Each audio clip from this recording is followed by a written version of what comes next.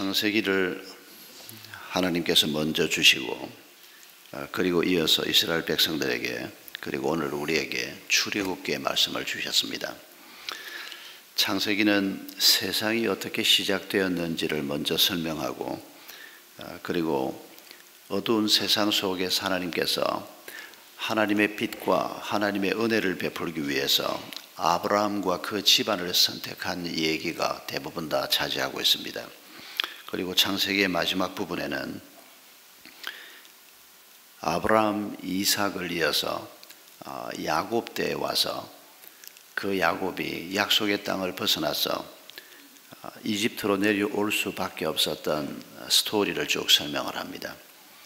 그리고 창세기가 끝나고 이제 출애굽기가 방금 우리가 읽은 것처럼 이집트에서의 400여 년의 삶이 어떻게 시작이 됐고 그리고 이제 그들에게 어떤 어려움이 다가오는지를 그리고 구체적으로 그들이 어떤 고통 속에 있게 되는지를 설명하고 있습니다. 우리가 이 기록에서 먼저 발견하는 것은 야곱의 자손들이 이집트로 내려온 사람이 70명이라고 얘기하는데 이 숫자가 400여 년이 지나면서 적어도 250만 내지 300만 가까운 숫자로 엄청나게 번성하게 되는 것을 봅니다. 오늘 본문에서도 7절에 보면 어려움이 있지만은 이 이스라엘 자손들이 자녀를 많이 낳고 번성하여 그 수가 불어나고 세력도 커졌고 마침내 그 땅에 가득 퍼졌다. 이 표현은 단순히 자식들이 많아지고 숫자가 많아졌다라고 하는 팩트만 기록하고 있는 게 아니고 일찍이 그들의 조상들에게 아브라함에게 너의 후손들이 땅의 티끌처럼 많을 것이고 해변의 모래처럼 많아질 것이다 라고 약속하신 약속이 성취되고 있다는 것을 지금 기록하고 있는 것입니다. 이스라엘 백성들이 무엇을 느끼고 살았는지 알 수는 없습니다. 아마 좀 믿음이 있는 사람들은 하나님께서 앞으로 우리 종족을 위해서 뭔가 큰 일을 행할 것이다 라고 하는 기대를 가지고 이집트 생활을 하는 사람도 있었을 것이고 또 어떤 사람들은 아무 생각 없이 그냥 한때는 좋았는데 왜 이런 어려운 일이 우리 민족에게 생기나 그런 정도의 생각을 가진 사람도 있었을 것입니다. 그러나 하나님께서는 계획을 가지고 이 사람들을 선택을 하신 것을 성경은 계속해서 기록하고 있습니다. 하나님의 목적 속에서 하나님께서 이 사람들을 선택을 했고 그리고 한 해 한 해 세월이 지나가고 있습니다. 여러분 우리가 새해를 맞으면서 내 삶 속에는 하나님께서 또 우리 집안을 위해서는 하나님께서 또 우리 교회 공동체를 위해서는 하나님께서 어떤 목적과 계획을 가지고 있을까? 그 생각을 할 때는 항상 좋은 일이 더 많이 생길까? 나쁜 일이 더 많이 생길까? 그런 식으로 반신반의하면서 생각하는 것이 아니라 또 혹은 살아봐야 알지. 금년 한 해도 내년 한 해도 우리 아이들의 삶에도 살아봐야 알지. 그런 식으로 생각하는 사람은 그리스도인이 아닙니다. 그런 식으로 생각하는 사람은 역사를 하나님께서 주관한다고 믿는 사람의 생각이 아닙니다. 하나님이라고 하는 존재는 그저 막연하게 있는 존재일 뿐이고 내 삶에 구체적으로 개입하고 내 삶을 구체적으로 인도하시는 분이 하나님이라고 믿는 사람이 아니라는 것입니다. 하나님이 그런 분이라고 믿는다면 우리는 새해를 맞으면서도 하나님이 어떤 일을 하나씩 둘씩 이루어 가실까 두려움으로 생각하는 것이 아니고 의혹으로 생각하는 것이 아니고 기대감으로 생각하는 것입니다. 얼마나 근사한 일이 많이 생길까. 또 어려운 일이 생기더라도 그 어려움을 넉넉하게 극복할 수 있는 담대함, 지혜, 내가 갖지 못한 것들을 이 고통을 통해서 내게 새롭게 주실 것이다 이런 기대감을 갖는 사람이 하나님의 백성들이요 그리스도인이라는 것입니다. 우리는 이스라엘 백성들이 애굽에서 400년을 살고 그리고 가나안 땅으로 나오고 그리고 그 가나안 땅에서 또 어떤 삶을 살았는지를 역사 속에서 알고 있습니다. 그러나 금년에 무슨 일이 생길지는 우리가 예측하지 못합니다.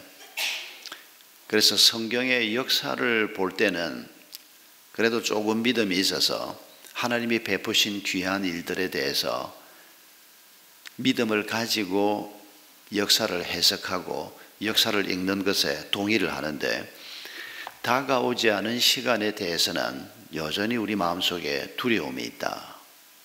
이걸 당연하게 생각하면 안 됩니다. 믿음은 하나님께서 수백 번, 수천 번도 더 말씀하셨습니다. 성경 속에서 반복해서 말씀하는 게 뭡니까? 히브리서 11장에서 요약해서 정확하게 표현하고 있습니다. 보지 못하는 것들의 실상이라는 것입니다. 미래의 것들에 대해서 우리가 보지 못합니다. 내 아이들에게 어떤 일이 일어날까?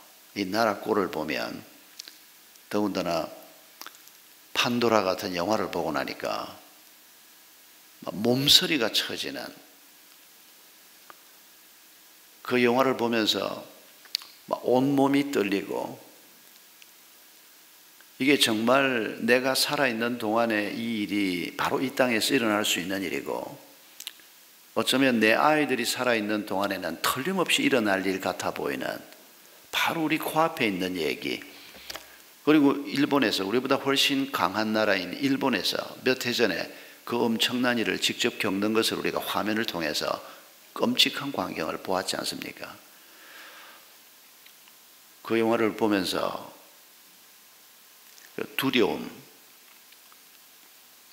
그리고 슬픔, 이런 것들이 막 감당할 수 없이 막 밀려오는 게 참 새로운 경험이었습니다. 영화를 보면서 그렇게 무서워한다는 건 상상도 해보지를 못했습니다. 그게 바로 우리의 현실의 문제입니다. 그러나 우리가 하나님을 우리 생각의 중심에 놓고, 오늘 현실이 아무리 문제가 많아도, 아무리 어려움이 많아도 하나님을 중심에 놓고 우리가 생각해 본다면 우리의 생각이 그런 방향으로 가서는 안 된다는 것입니다. 그게 우리가 지난 몇 달 동안 읽었던 요한계시록의 가르침 아닙니까? 바벨론이 교회를 짓밟아도, 용이 교회를 공격해도, 큰 엄녀가 교회를 더럽혀도 교회는 거룩한 하나님의 교회로 세워질 것이고, 하나님은 자기 백성을 보호할 것이고, 하나님을 적대하던 세력들은 결국 다 무너지고 말 것이다. 그리고 너희들이 새 예루살렘이 되고 너희들에게 생명수가 흘러가고 너희들을 통해서 새로운 나라가 만들어질 것이다. 여러분, 그게 2000년 전에 로마의 거대한 핍박 속에서 갈 바를 알지 못하던 교회에 주신 말씀이었는데, 그 일이 그대로 이루어지는 것을, 우리가 성경 말씀이 그대로 이루어지는 것을 지난 1세기부터 4세기까지 역사에서 그대로 역사 속에서 확인했지 않습니까? 2017년이 미래의 일이라고 해서 또 우리 아이들에게, 우리의 자손들에게 생길 일이 장차일이라고 해서 의혹을 가지고 바라보지 말자는 것입니다. 하나님이 함께 하시면 세상이 아무리 변해도 하나님의 보호하심은 세상의 변화나 세상의 폭력이나 세상의 사람들이 가지고 있는 하나님에 대한 적대감을 뛰어넘어서 교회가 교회의 길을 걸어갈 수 있을 것이라는 것입니다.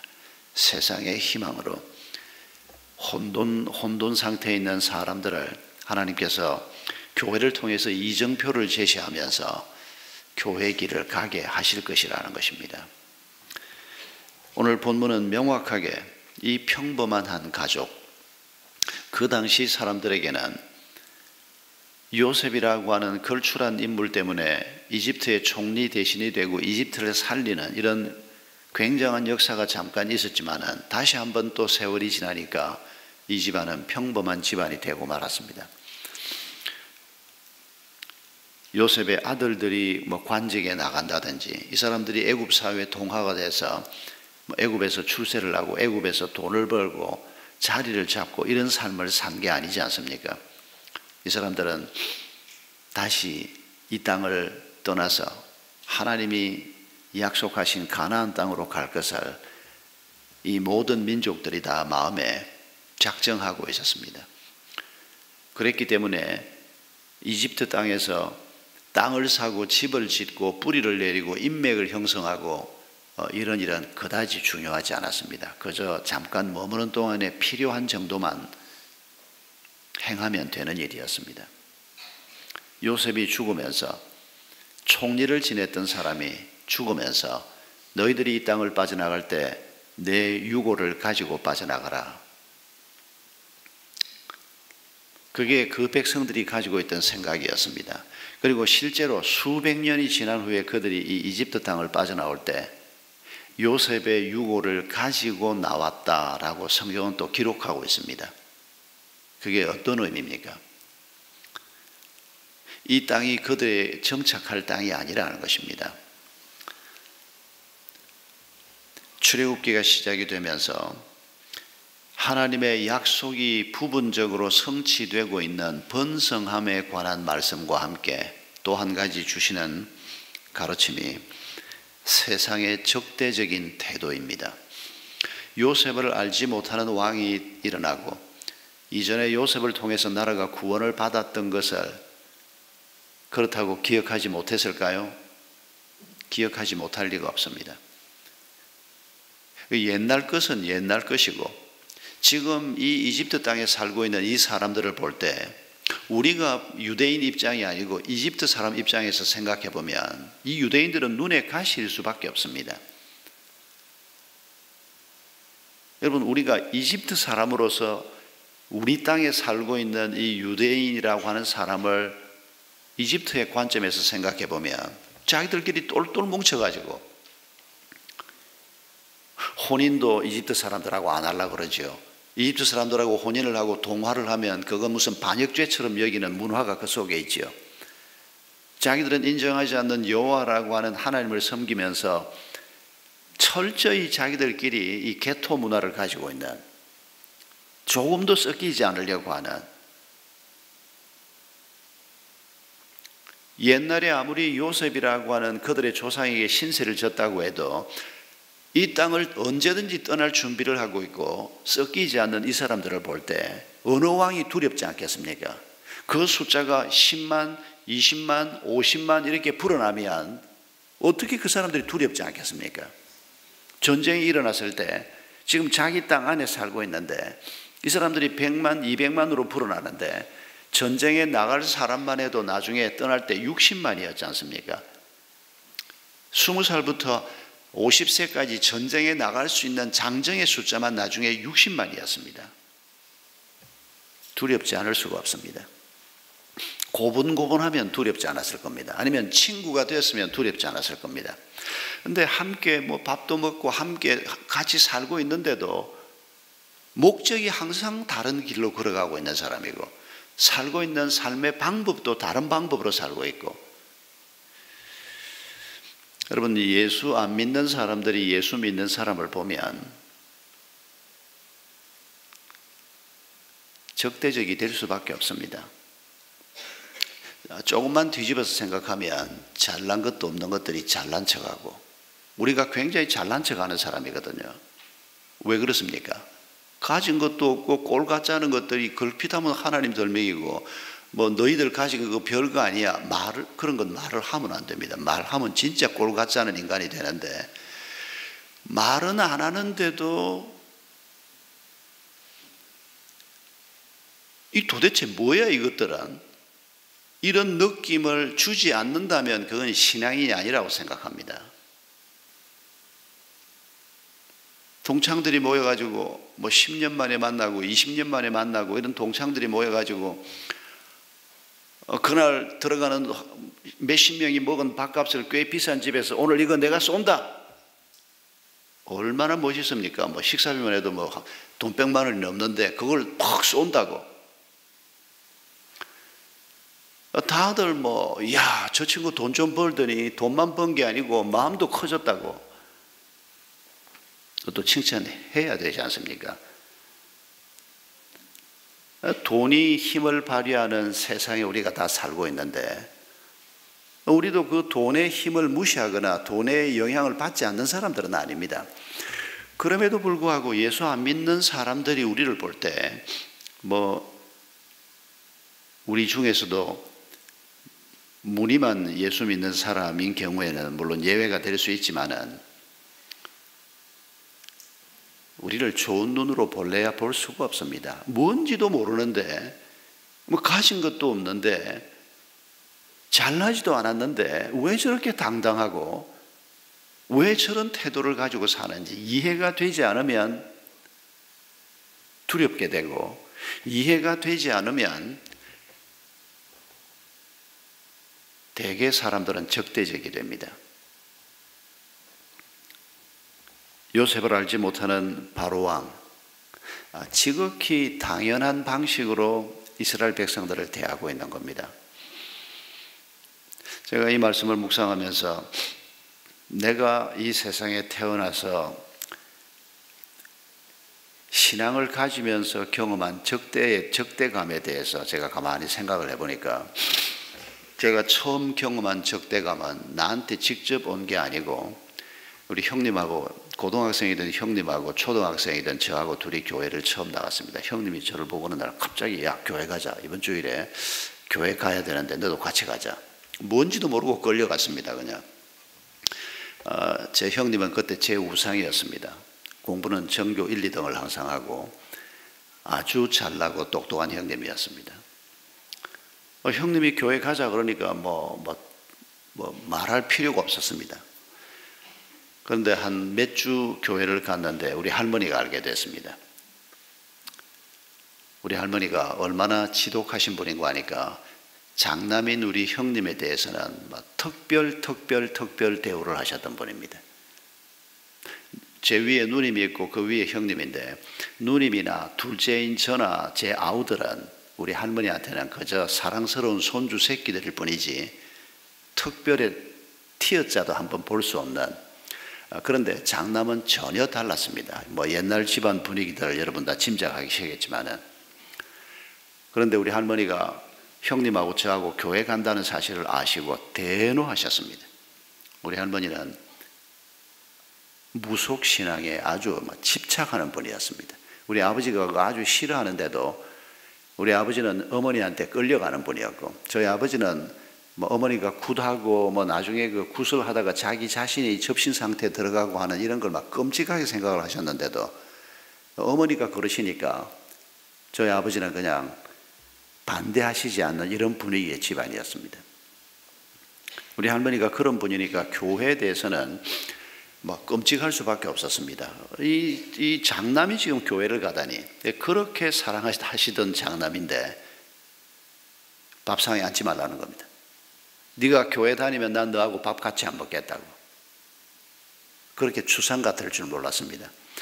그 박해는 저한테 온 박해는 아니었습니다. 그런데 저도 교회를 같이 나가고 있으니까 할머니가 형님을 그냥 레이저가 나오는 눈으로 쏘아보면서 형님을 쳐다보는 눈은 우리 할머니 얼굴이 벌써 옛날에 달랐습니다. 그런데 교회 간다는 이유 때문에 이렇게까지 하셔야 되나.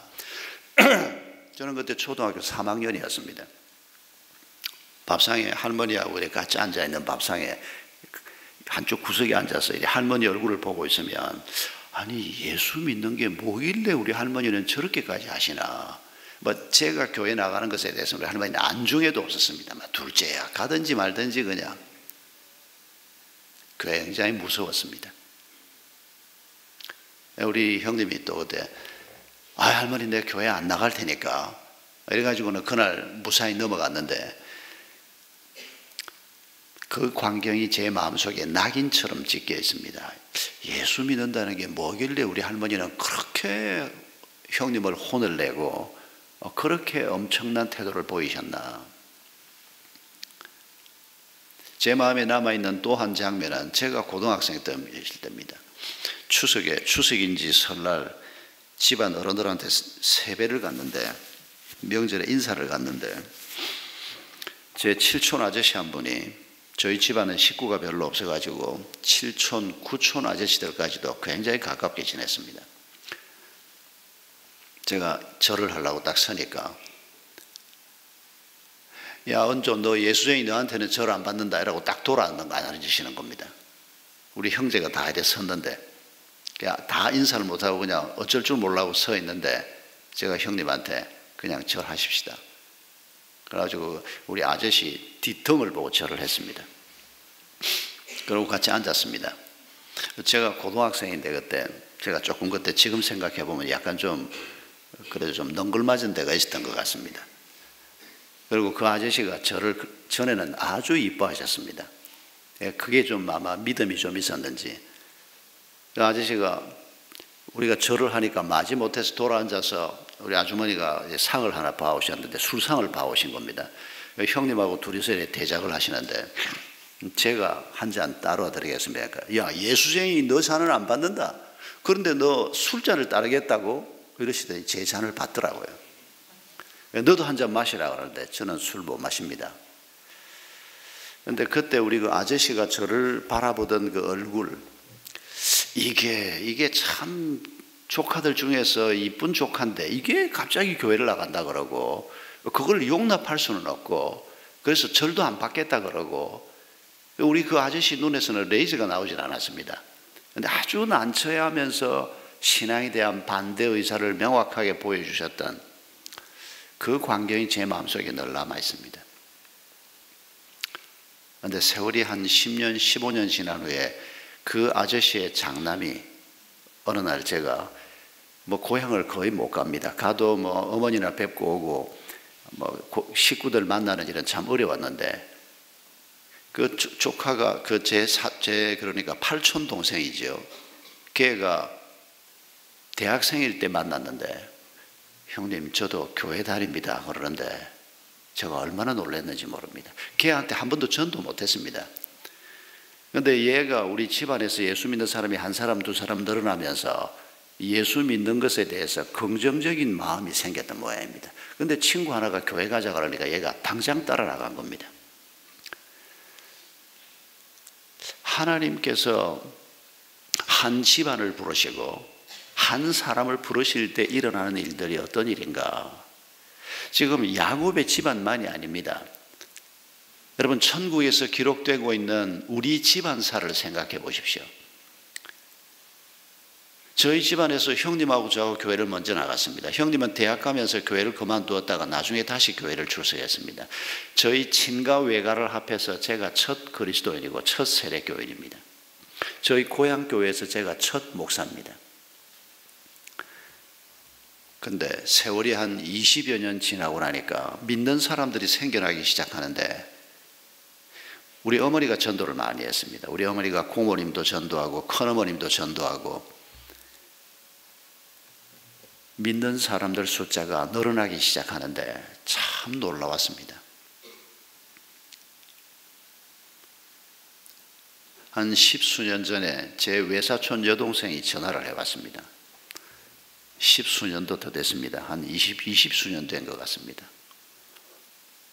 오빠 저 정란입니다. 그런데 정란이가 누구지? 얘가 왜 날 보고 오빠라 그러지? 그럴 정도로 소원했던 애입니다. 우리 외삼촌, 둘째 외삼촌의 딸인데 어릴 때는 명절 때 한 번씩 봤는데 오랫동안 못 봤습니다. 근데 얘가 갑자기 전화를 해가지고 오빠 저 정란인데요 그러는데 제가 실수할 뻔했습니다. 딱 처음에는 기억이 안 났는데 정란인데요 하는데 기억이 나더라고요. 정 할 때는 기억이 안 났는데 그거 참 희한하죠. 그래 너 어쩐 일이냐?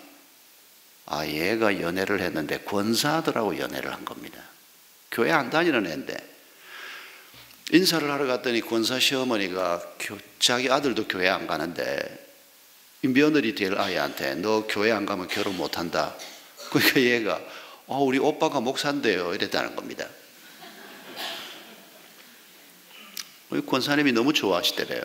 전혀 예수 믿지 않는 집안이라고 생각을 했는데 뭐 외사촌이건 뭐 고종사촌이건 오빠가 하나 목사가 있다 그러니까 그렇게 좋아하시더래요. 얘가 남편도 교회를 안 가는데 남편을 끌고 교회를 가기 시작했는데, 얘가 믿음이 얼마나 깊이 들어가는지 참 놀라운 일입니다. 저는 믿을 수가 없었습니다. 어떻게 이런 일이 벌어지나. 여러분, 하나님께서 요셉의 집안을 이끌어 가시는 얘기는 신앙 역사에서 아주 중요한 얘기입니다. 그러나 못지않게 우리 집안을 하나님께서 어떻게 믿음의 가정으로 세워 가실 것인가 하는 기대를 동일한 마음으로 우리가 바라볼 수 있기를 바랍니다. 그런 점에서 먼저 복음을 받은 우리가 굉장히 중요합니다. 한 집안에서 한 사람이 예수를 믿는다는 것은 어떤 시인이 얘기한 것처럼 한 사람이 다가오는 것은 어마어마한 일이다. 그 사람의 과거와 미래가 함께 우리에게 나오고 있기 때문입니다. 이런 식의 표현을 했던 것을 생각하면 저는 그걸 우리가 성경의 관점에서 한 사람이 교회를 출석했다. 이건 어마어마한 일입니다. 그 사람의 생애에서만 어마어마한 일이 아니고 그 사람 주변에서 그 사람으로 말미암아 사람들이 예수 앞으로 나아오게 될 일들을 생각하면 여러분, 그건 얼마나 엄청난 일인지 모릅니다. 성경이 그걸 계속해서 우리에게 강조하고 있는 것입니다. 우리가 일일이 전도하지 못해도 우리가 할 수 있는 일은 조금이어도 하나님은 놀라운 일을 행하시는 것을 잊지 마십시다. 토요일 청풀 식사 자리에 갔는데 제 맞은편에 앉은 자매가 보니까 얼굴을 딱 보니까 누군지 알겠더라고요.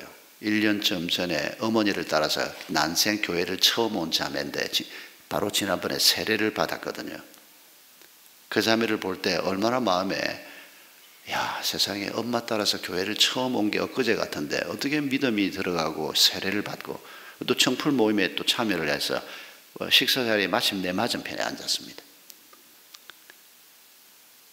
얼마나 놀라운 일인가 생각해 보면 여러분, 하나님이 이 일을 4000년 전부터 하고 계셨다는 것입니다.